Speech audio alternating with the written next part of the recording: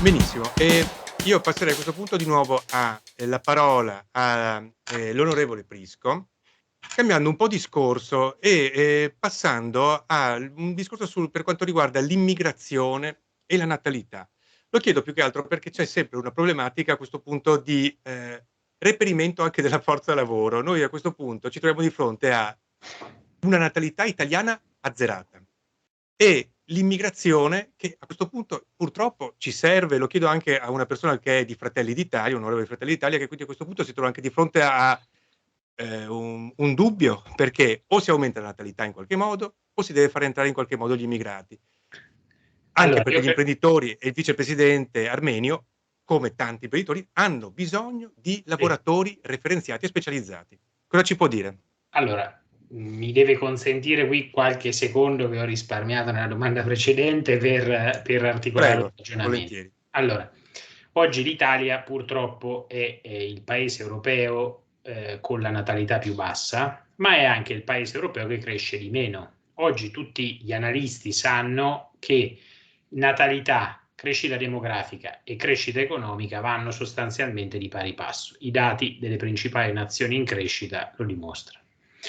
Detto questo, ovviamente abbiamo bisogno di lavoratori specializzati, ma abbiamo visto quando c'è stata, vi ricordate la sanatoria sull'agricoltura del ministro Bellanova, no? Che sostanzialmente ha mascherato dietro alla necessità delle imprese agricole di avere manodopera una sanatoria tout court di quelle che siamo abituati a conoscere, cioè di chi era irregolarmente nel territorio italiano. Tra l'altro è andata pure male perché in pochi hanno partecipato. Ma detto questo, gli imprenditori agricoli in quel momento chiedevano manodopera specializzata, cioè quella a cui erano abituate con i corridoi verdi dell'est europeo, che sapesse fare già le cose. E di quell'immigrazione probabilmente c'è necessità.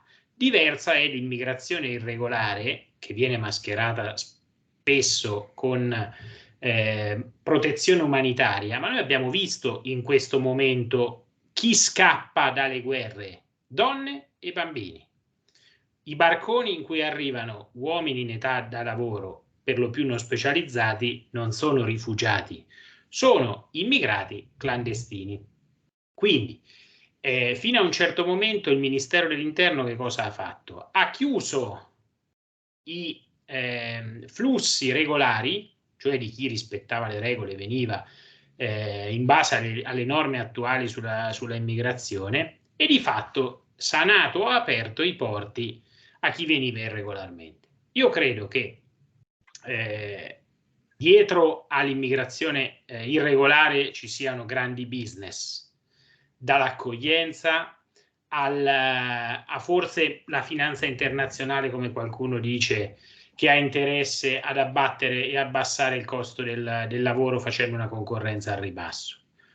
Ma questo non c'entra niente ovviamente con la necessità di recuperare risorse umane fuori dal territorio nazionale, ma a pari livello con gli italiani. Pari specializzazione, pari paga. Merito, paga e rispetto delle regole. Quindi credo che insomma, una politica seria, laddove ovviamente alle imprese serva forza lavoro, dia la possibilità di rispondere anche utilizzando prima i cittadini europei, poi i cittadini extracomunitari. Diverso invece è la legalizzazione dell'immigrazione clandestina, che è un'altra roba. Lì non ci guadagnano le imprese, ci guadagnano i trafficanti di esseri umani sulle sponde del Mediterraneo. Chiarissimo, chiarissimo. Io